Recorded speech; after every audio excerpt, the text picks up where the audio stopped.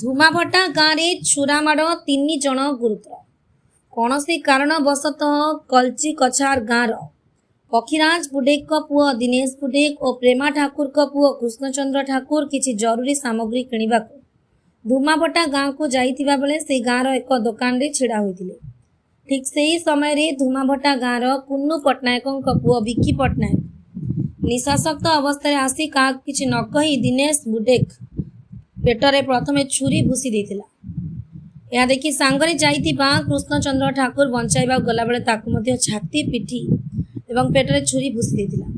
ଠିକ୍ ସେହି ସମୟରେ ଆଉ ଜଣେ କଲଚି କଛାର ଗାଁର ଭଜରାଉତ ସେହି ବାଟ ଦେଇ ଆସୁଥିଲେ ଏବଂ ସେ ମଧ୍ୟ ଏହି ଘଟଣା ଦେଖି ଛଡ଼ାଇବାକୁ ଗଲାବେଳେ ତାକୁ ମଧ୍ୟ କାନରେ ଆଘାତ ଦେବା ସହ ହାତରେ ଛୁରା ମାଡ଼ ମାରି ଘଟଣାସ୍ଥଳରୁ ଫେରାର ମାରିଥିଲା। ଏନେଇ ପ୍ରାଥମିକ ଚିକିତ୍ସା ପାଇଁ ସ୍ଥାନୀୟ ଲୋକେ ଓ ପରିବାରବର୍ଗ ଆମ୍ବୁଲାନ୍ସ ଯୋଗେ ବଲାଙ୍ଗୀର ଭୀମଭୋଇ ହସ୍ପିଟାଲରେ ଭର୍ତ୍ତି କରିଥିବା ବେଳେ ତୁରନ୍ତ ବେଲପଡ଼ା ପୋଲିସକୁ ଖବର ଦେଇ ଥାନାରେ ଲିଖିତ ଅଭିଯୋଗ କରିଥିଲେ। ଅଭିଯୋଗ ଆଧାରରେ ବେଲପଡ଼ା ପୋଲିସ ତୁରନ୍ତ ପଦକ୍ଷେପ ଗ୍ରହଣ କରିବା ସହିତ ଅଭିଯୁକ୍ତ ବିକି ପଟ୍ଟନାୟକକୁ ବେଲପଡ଼ା ପୋଲିସ ଗିରଫ କରିଥିବା ଜଣାପଡ଼ିଛି।